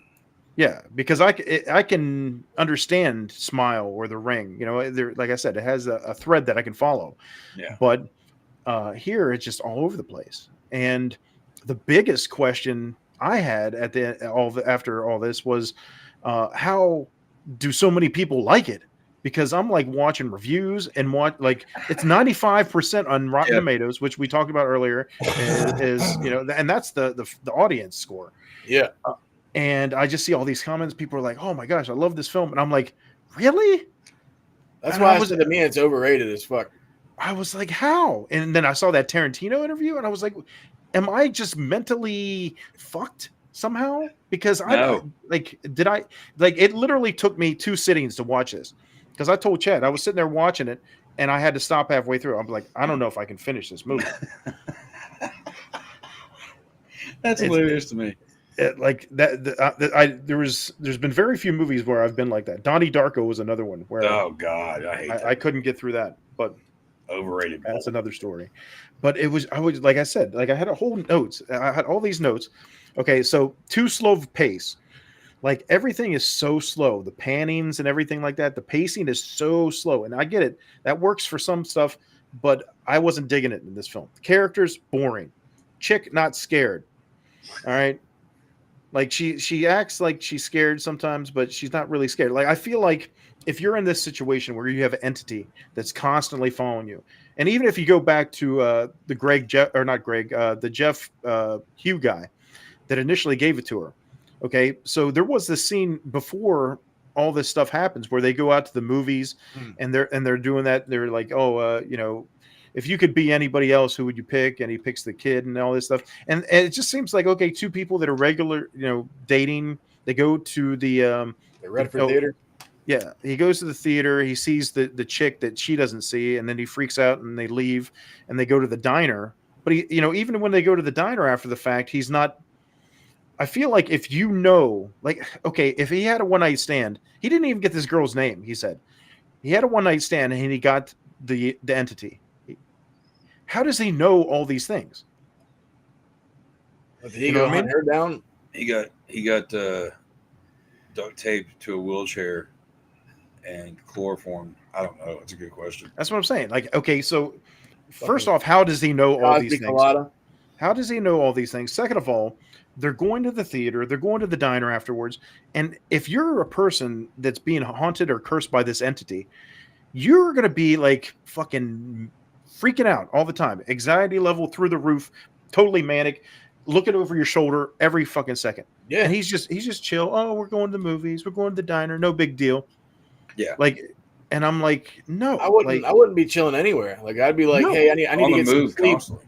Yeah, I'd be like, I need to get some sleep. Let's go fucking rent a van so I can sleep in the back while you drive me around town for like 10 hours. Yeah, that or whatever. Like, I'm like sitting there as soon as I get this entity, this curse. I'm like, okay, how do we get past this? Like, what if I jump on a plane and go to Japan? How long am I good for? Can it cross the water? I mean, can it go? It goes into the pool. So does it walk along the ocean floor, or does There's so many funny images in my head. does it just get onto a boat and then go? Jason takes Manhattan, person? but with a fucking entity. Yeah. Where he just climbs up the chain and gets on board. Yeah. Like nothing makes sense. He's just like tapping its watch. Like it's not. Oh, another big thing. Not scary. Okay. The entity is following you. Okay. I get it. There's tension there, but there. Okay. So the first is the old lady. Terrifying. The second is the woman pissing herself in the kitchen. And the tall man. The tall man is the only one that's like scary. Like the little kid that popped through his head through the door. Yeah. But that was more of a jump scare kind of thing. That's more of a jump scare. I'm looking at it from a perspective. Okay, I'm cursed. This entity's around me. Like, I'm not scared by, like we've talked about this with like Chucky or any type of whenever the threat is not really a threat. If it's a little Chucky doll, if it's a freaking leprechaun, if it's something that I can fuck up, then I'm not scared. Leprechaun has magic though. Either way, he's punnable. But okay, this old lady's coming at me. Like, I'm not scared. I'm like, okay, if I know this entity is the old lady, I'm just gonna kick it or something. Like, get away from me, old lady. If somebody is pissing in my kitchen, I'm like, get out of here. Like the only threat is like the Slender Man looking guy. Like any other time, the entity is not threatening. It's more like camouflaged. Being like a normal. It's not even a normal person. It's like. Well, I mean, like the one in Greg House is disguised as his mom. Yeah, but why has his mom got her tit out? Like, what's the point of that? Except to show a titty.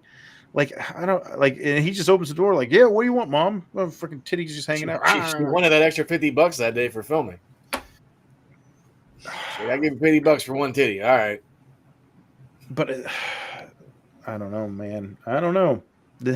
I can't make sense of this.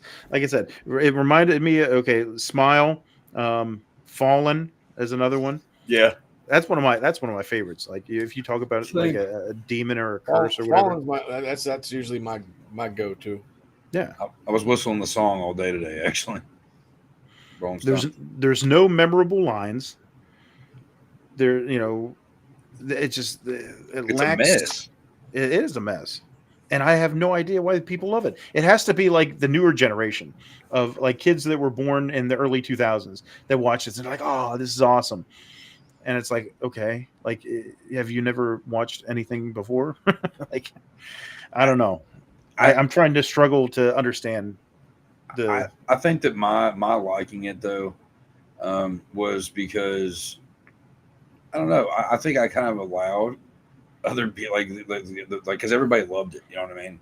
Mm-hmm. And I think that the times that I watched the influencers, I think that I was influenced to enjoy it. But like I said, I was drinking or smoking or whatever whenever I watched it, and I was like, well, maybe I'm just not catching things because I'm whatever, and then rewatching it the other night, and I was not like that at all. I was like, wow, this movie really is a choppy goddamn mess. Like, and I couldn't really figure out. Like, I was like, love the score. Oh my gosh, so slow, so super slow. Now that I think a movie like that shouldn't be slow. That's what I was gonna say. A movie like that should not be slow. There's specifically like I'm sitting there, and there's this one scene where she's in her room, and I think she's getting ready to go out on her date with Hugh, and it's just like it's got that synth background or whatever, and it's the slow zoom while she's doing her makeup and her hair. And it just goes on and on and on. And I'm like, do I really need a 40-second clip of her just like doing her makeup? Or like, there's a couple different shots like that. And I'm like, okay, if you cut out all this extra nothing and narrow it down another 20 or 30 minutes, then it might flow a little bit better to me. But I mean, if you like that slow, it's not even a slow build. Like nothing makes sense. Okay. How does this curse begin? Some voodoo priestess says, okay, you slept with my husband. I'm going to curse your pussy. And then you pass it on from there on out or whatever. But like, okay, if you don't know, like, how did the first person know what the rules were? Like, yeah, no, you think the original person would die and just be done, right? Yeah, and that would be it. And then, like, or the people that don't follow the rules or never got to explain the rules. Maybe they did research and they found out about the other people that knew about the rules. Like, what is happening to me? And then they find out that. Or they do, like, we don't see like them going to like the library looking shit up like we do in all these other movies. That's the part we don't see. I'm not justifying it. I'm just trying to make it make sense. No, this is why I love doing the dealer's choice shit, because you definitely always throw us a sidewinder every now and then. And I've noticed a lot of times, like, whenever we're saying, like, we don't really care for it, and you're like, well, after rewatching it, I'm not real sure why I picked it. See, I was expecting me and Chuck to be going back and forth on this, but he has seen the light. Oh yeah, no. I was talking with a buddy of mine who really loves this movie last night, and I was like, man, I just don't think I like it like I thought I did. And I was, he was making all the points of why he likes it, and it was all the good points that we said. The cinematography's good, the score's amazing, the opening's pretty cool, and the tall man, whatever. And just like I'm like, it's not enough. There's still so much going on that isn't explained. I mean, we just had to sit here for fucking at least 30 minutes of our show trying to put the puzzle pieces together of what happened here, and here. Right. Like, I understand not showing everything on camera, but there is a point where your viewer actually wants to know what the fuck's going on. You know what I mean? Like, yeah. Like I said, I like picking movies that I haven't watched in a while, so it is kind of a surprise for me as well. And I was like, man, I was planning on going here and get and going some rounds of Mike and shit, and no, here we are shaking hands, going, yeah, man, I agree. Yeah. I mean, I said, watching this, I was cracking the fuck up because I knew with Mike he was fucking. Because before I even watched it, he already said I was having a hard time watching. Like, he's like, I'm having a hard time watching this. I had to turn it off. So then, like, I'm like, okay. So then I started watching this shit, and then I'm just fucking rolling the whole time because I'm like, I had so many questions early on, and I'm like, this shit's fucking eating Mike alive. we don't know. Is Mike actually broke his TV? It's in like 3 different pieces. I wouldn't have been surprised. Like, it'd have been like I fucking threw my DVD player against the wall or whatever. Like, I wouldn't have been surprised one bit. And I know there's people that love this film. They're going to sit here and say, you're overanalyzing it. Like, maybe I am, but even if I like just tuned off my brain and just like watched it, I'm like, I don't know what the fuck's going on. It's like okay, like nothing makes sense. There needs to be some kind of sense in this. There's got to be some kind of closure. It's like it made me think of like there's like, you ever see the TV show Lost? Yeah, unfortunately. Okay, so on that, if you've never seen it, there's all kinds of different weird things that are going on, and that's how it builds the interest in the audience. They're like, okay, there's mystery. What is this thing? What is this? They're on this island, and all these different crazy things are going on, and it's like they build all these mysteries. And I get it. You want a little intrigue. You want to keep the audience going. It's like, oh, something new. I'm trying to figure this out, and then ultimately you need to have closure to that, because if you don't have any kind of answer for your audience is at the end of the rope saying, what the fuck just happened? I have zero answers. I have no idea what just happened. I like stuff where like you have to use your imagination a little bit and like oversee some shit, but not the whole movie. Right. Yeah. Yeah, exactly. Because my brain instantly goes into, like, I try to immerse myself as a character sometimes, where it's like, okay, if I'm cursed and this thing's coming after me, what do I do? Am I hopping on a plane and getting some time until I figure this out? I'm going to research it, see if I kind of understand, how to kill this thing or something like that. Like, that should be like your go-to. Like, as soon as this thing's after you, you should be trying to figure out how to kill it. Yeah. Because it's not going to go away. So it's either you deal with it or kill it. or whatever you need to do. You got to So go it's see like- the high priest and see what the fuck's good. So it's like, okay, I'm going to go somewhere far where it can't get to me for a while, figure something out, come back. You know, it's like, okay, can I just go and bang? Like, there's even a shot, I think, of Paul. He's driving by and he's looking at the prostitutes. And I'm Yeah. like, that's a thing. Like, just go bang some hooker every day. And then as soon as you find out she's dead, go bang another one. Like, just keep passing it, you know? You know, it's a busy night. She's going to pass that shit to like maybe 15 people or something. Right? So that might... kind of sound like Joel Rifkin there, Mike. I mean, I'm just trying to figure out solutions to this problem, all right? I'm not saying...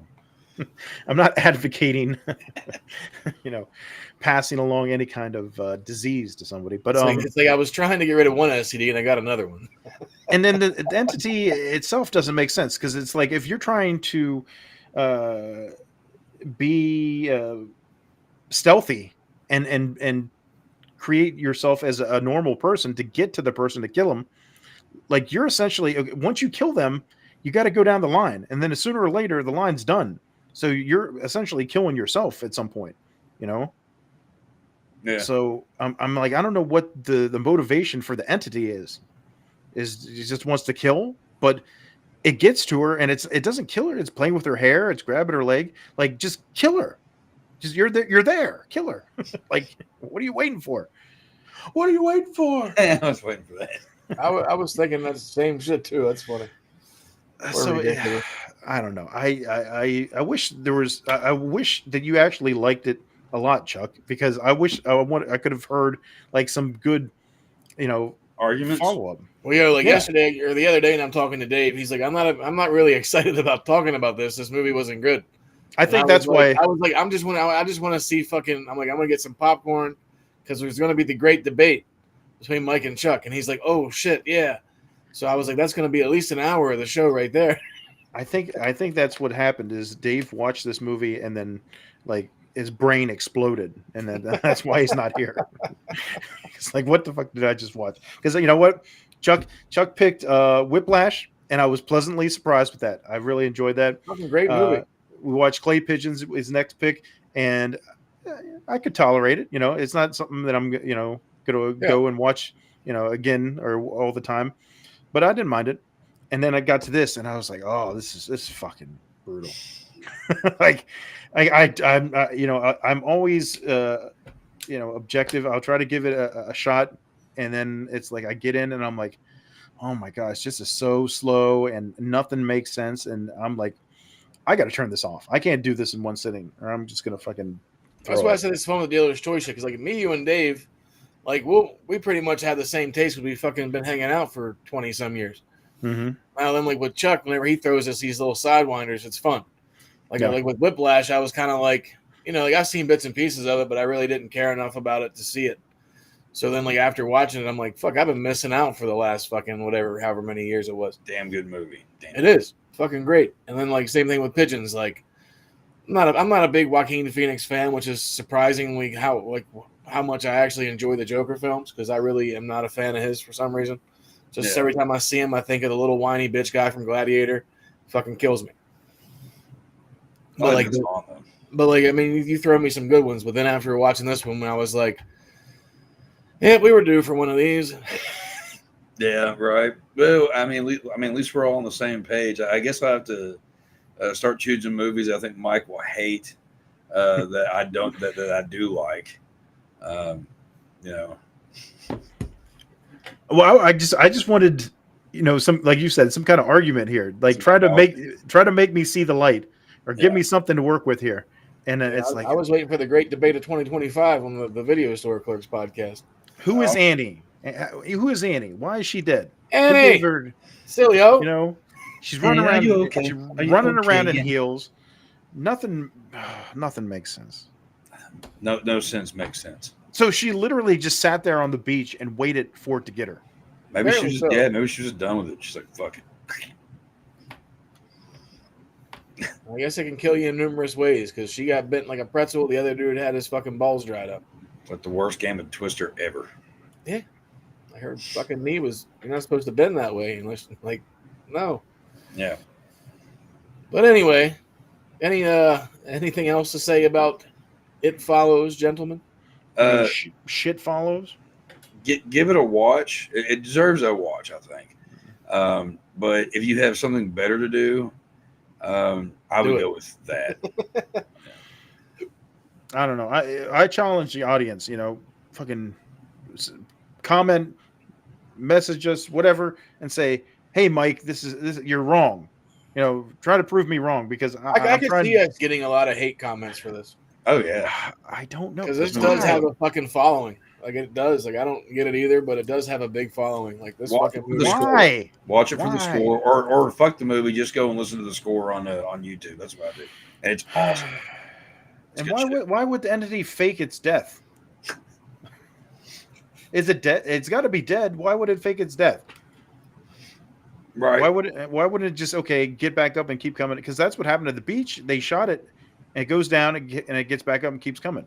So it's why? It got shot in the neck too. And there was another thing. I think whenever she's in the water at the pool, and then all of a sudden she's like, "Oh, it's here." I was like, "Wait a minute! How did it get in the room? Because it didn't open up any doors. Like you just have I would think if you're in a room and you're the only one that can see this thing, and your friends are there and they're waiting because they're trying to trap it, wouldn't you have a door there? So as soon as you see this door open up, everybody knows it's there. I mean, yeah, because it has to open the door because it just can't walk through shit. Yeah, like it proved that numerous times with the breaking of windows and shit. Yeah, you saw it as Greg, where it picks up the brick and throws it through the window and then climbs through the window. So it can do that kind of shit. So you would have it open the door, then like I would be waiting right by the door. I'd block off every other door, and then nobody's using their brain in this film. No. Have you ever seen any of the Invisible Man films? As soon as it walks through that door, dump some paint on it. That's what I'm saying too, though. Like he said, from what I read, like they wanted to give you like the whole reasoning of them just being stupid because they're young, and I'm like, fuck that, yo. Like I've seen enough movies to know, like I got weapons out the ass in my house for no reason whatsoever, aside from like if fucking some shit does happen to pop off, I'm ready. Like, we could come up with some definitely stupid ideas, but I mean they're going to have some basis in reality. like this, it's gonna be like, okay, well, this plan didn't work, but at least it made sense and we tried. But this, we're gonna throw a bunch of electronics into the pool. Wow, that didn't even work. They threw the entity didn't work at all, and she's in the pool. Like he hit her with a typewriter. Yeah, and it has the best throwing ability ever, because every time it picked something up and threw at her, it nailed her. It's spot on. And then why wouldn't Jay just submerge herself in the water? Why are you allowing this entity to throw typewriters and fucking toasters and all kinds of shit at you? Just go underwater. But why did none of them they didn't electrocute anything either? So did they hurry up and turn the power strip off whenever he started throwing shit in the pool, or what? Yeah, that was the thing. I think Paul ran over and grabbed something. I think he ran over and grabbed the gun. I was like, why didn't you run over and pull the power strip out first before you grab the gun? And I don't know. And then what? There was those. Remember those young kids that kept watching her in the pool and then he climbed up the creepers. Yeah, the creepers. Yeah. And I don't think anything ever happened with them. Yeah, because in the one scene you just see her in the bathroom in her fucking cotton bra and panties just hanging out, then the fucking dodgeball hits the window, and then it pans outside the house and you see the little kid fucking sitting on the roof peeking in on her. Yeah, I like how you were very certain about her cotton panties. I'm glad you added that in there, dude, because that shit, she had some old school grannies on. Them things were some bloomers. Oh well, yeah, true. And then I was she pulled. But then she's staring down her pants. Yeah, she's looking for it or something. Where are you? Didn't I have a dick yesterday? It's gone today. Man, if I just shave, it won't come back. And then that Hugh guy, Jeff guy, whatever you Hugh Jeff. So he bought. I think he rented an apartment secretly, and I think he was just fucking squatting in one of the fucking rundown places in Detroit. I thought they said earlier on that he rented it under a different name because they were trying to track him down. don't know. That place looked like a trap house to me. Yeah. I don't know. But okay, so then they find him and they go there. And like you said, he's basically like trying to like go away, like, because you're going to lure the entity here. Yeah. But it's like, wouldn't you be trying to help this person? Because it's like, You just fucked up their whole life. well, besides the fact that is, if you don't give them all the tools they need to survive, then They're you're gonna next die. on the. They're going to die, and you're next on the chopping block. So it's like it's got to be some kind of cohesive thing here. You guys can't just be like, okay, you're like I can't, like, it didn't even make sense. Like, okay, he just dumped her in the street and drove off. What the good old date rapist that he came off as. This movie should just been called "Stupid Horny Kids." It's just a terrible movie. I hated it. I'm sorry. I can't defend it anyway. Like I said, I can give it credit for the score. I think it was one of those things that really reminded me of a John Carpenter thing. Like, I can imagine John Carpenter back in the day when he's doing Halloween and he's sitting there and he's trying to come up with the score. I feel like David Robert Mitchell was sitting there doing the same thing. Like, oh, I'm going to come up with my own score that kind of reflects that. And okay. That's fine. That's fine. So I don't even know about the cinematography. I mean, it looks clean, but like I said, I didn't mind it, but I mean, there was like a lot of slow pans. I didn't like the slow pans. I don't like the slow pans, and I don't like the 360 shit over and over again. I guess I was trying to, because I was even trying to understand it. I was watching some like reviews where they're explaining things, and they were trying to say that it's like supposed to be like how everything comes full circle and supposed to represent all this different shit. There's all these hidden meanings in this film. Maybe it's maybe I'm just a fucking idiot. Maybe this film is too sophisticated for me. But if it is, fuck it. if it is, it's fucking too sophisticated for all of us. Yeah. So that's what it should be called. Fuck it follows. Fuck it follows. Curious with the sequel. Yeah. So drop some comments down below. Yeah, all that hate. You guys think we're just fucking idiots? Let us know if you love it. We don't care either way. Like, I mean, you know, everybody likes different shit. Yeah. We got a lot of different tastes. There's a lot of shit I watched that I know Mike's came over plenty of times and walked in and was like, the fuck are you watching? What are you watching? And then he'll sit there and watch it and be like, what's this goofy shit called? Yeah, right. If anybody out there has good points about this movie that think they can sway us, by all means, they can. Because I used to like this movie, and I saw the sign. And this time I didn't. Give it a rewatch and get back to us. This time I didn't even have to convince him. Yeah, no convincing. I already had it in my head. Usually you hear my argument and you're like, yeah, okay, yeah, this does kind of suck. But this time you're like, nope, I watched it and it sucked. I already agree with everything you're going to say. Yeah. Yeah. So I don't know. Not for us, obviously, but if you like it, fucking more power to you. I will watch the sequel just to see if Paul finally gets his. Yeah. Because I'm interested. I hope he does. That guy's a piece of shit. I do too. Bro. That's why I want to see him die, because he's just one of them guys. He's got that face you just want to stomp on. He's just annoying. It's not so much his face, but I kind of agree. I mean, you want to stomp on his face because he is so annoying. Yeah, it's true. It goes what are the rules? What are the, like I said? Can you get what it from anal? Rules? Can you get it from anal? Can you give it from oral? Scissoring? Because that's what I'm saying. Mutual masturbation. I mean, just grab on. Does that still count? Can lesbians, can gay people give it to each other? I'm sure. Like, is it through fluid? Is it through what?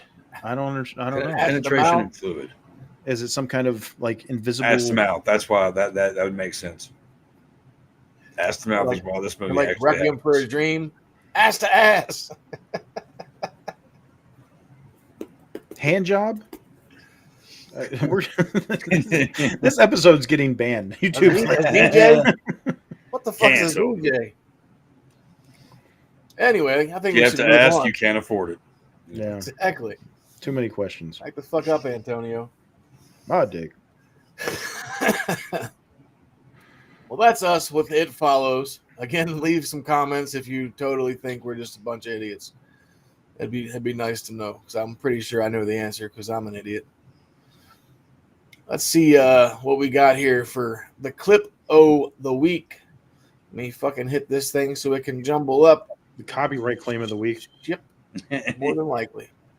More than likely. There we go. Ready to go. They're coming to get you, Barbara. Definitely not. No, maybe not. Stop it. We're not going to get We're good. We're good on this They're one. we're good on coming this for one. you, Barbara. Stop it. You're acting Oh, like this a is getting me pumped for child. Halloween. They're coming for you. Look, there comes one of them now. He'll hear you. Here he comes now. I'm getting out of here. Johnny. Should just watch this movie for this week and just. Oh, no! No! Johnny! We should just Classic. we should just watch that on the air. We should have a live watch movie like that sometime. Just to get away with that. Just watch all the fucking public domain shit. There's a lot of good ones. There is. We should do that on occasions. We should figure that out. That'd be cool. They're coming Yeah, to I get believe, you, Barbara. One of the greatest movies of all time. I know I did that with Sturdy for Friday the 13th, and I think they're doing the same thing with Jaws this weekend. They're going to watch all 4 Jaws films. I'm not sure if Cool Jaws is included or not. But yeah, they're going to be going live Friday night and doing a watch party with all the films. Oh wow! I wish I See was that- off. I wish I was See- off. See that one clip, like the entire film of It Follows has nothing quotable, and that one clip from a movie years and years and decades ago, Yeah. it stands out more so than that film. They're coming to get you, Barbara. Yep. Russ Very Striner, and Judith O'Day, man, fucking iconic. Yeah, buddy. Well, let's run some ads, gents. Then we'll see what we're doing next week, and then we'll get the flock out of here. Get the fuck out of here. Hey everybody, Laser Trading Company is on YouTube. See some of the videos from Mike's travels and experiences. If you haven't already, please head over and subscribe. 7,800 and growing. Thank you all. Laser Trading Company is also available on eBay with various merchandise and collectibles. Hundreds of great gift ideas. That's Laser Trading Company. Laser Trading Company. Laser Trading Company. You know him from Bastard Sons of a Judas Goat, Nasty Nation, Graveyard Talk, and the Video Store Clerks Podcast. He is the creator of Stoner Gore. Hey, Sexy. Nasty! And if you're looking for the latest in extreme horror, head over to Amazon.com. Look up Chuck Nasty, and the following titles are available. Along with the latest album, Decay of Man, from Bastard Sons of a Judas Goat, available on Spotify, Apple Music, and YouTube now. Along with Chuck's newer books, Chuckers. Twisted Eyeball Juice, a collection of some of my favorite stories, most of them that have been in other anthologies and some that haven't. And then The Rocking Chair, nice little novella that was in another anthology at one point. And yeah, it's a good quick read. It's 100 pages. And yeah, I highly recommend. And anybody that reads those, please by all means go and do some reviews on old Goodreads, because I'm lacking. Hells yeah. I dig it. I dig it. And you Hell dig yeah. it. Now, this is the part of the show where we say, Mike, you're up for the Dealer's Choice Awards next week. What you got in mind, Skippy? The awards? It's been a tough one because there's a lot of ones I want to do that are like some of my favorites and everything like that. But then at the same time, I kind of wanted to switch it up the way Chuck's been switching things up and do something different, something that I normally wouldn't go to. This isn't something that I would pull off my shelf and I'd be like, this is one of my top picks. But I'm in a mood because this past weekend went up to Boston, was hanging out, went up to Boston, went to the Fenway, saw the Red Sox play. Before you say, let me see if I can guess. Okay. But keep telling your story. No. So I went up to Boston. My friend Kylie had a birthday. My friend Matt, it was his 30th baseball stadium that he went to. So we went and celebrated and had some fun and had a good time. And I was sitting around and thinking, I haven't watched this film in a while. And it's coming on the 15th anniversary this year. And it's not a bad film. It's not one of my favorites all time, but I dig it. And Chad, what do you think? Celtic pride. Close. Close. No. We're going to do The Town next week. Ben Affleck, Jeremy Renner. Okay. I've never seen it. Since it came out. I've never seen it. So cool. It's definitely one. I think it's pretty good. You know, when you watch it, I think you're going to get a lot of vibes. Like you're going to be like, oh, this reminds me of Heat. Okay. And so it's along those lines, bank robbery and everything like that. So yeah, I want to switch it up and then kind of do something different. I like me some heist films. Yeah, man. That sounds like fun to me. So yeah, it's on Netflix. So if anybody wants to go and watch it this week and join us next week as we talk about The Town, please do so. You know, and thanks to everybody. I see we're up to like 634 subscribers. The countdown is on. We're going to 1,000. You're coming with us. Thank you to everybody that fucking supports us, man. You guys are the shit. Oh yeah, we love you. You're the reason we keep coming back every week. Well, most weeks. Every now and then we might have to jump off, but usually we have fun. You guys keep us. Life happens. Yep. Hell yeah. And all right, so let's. Next weekend is The Town. I dig it. I was very tempted to do Con Air because it's right after July 14th. And you know what happens on July 14th? It's my daughter's birthday. I get to see my daddy on July 14th.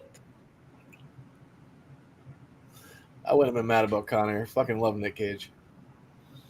But anyway, again, thank you all of our subscribers. Please keep tuning in. Hit us down in the comments with some movies you want us to do. And have a happy and safe 4th of July weekend. Yep. Yeah. Don't drink and drive. Get a DD. Call a cab, Uber, whatever you have in your town. Happy birthday, America. Everybody go out and enjoy the 4th of July weekend. Be safe and have a great time. Yep. God bless America. That's the Clerks for this week, and we will see you next Tuesday. Hey, I think something's following me. What could it be? I just shit my pants.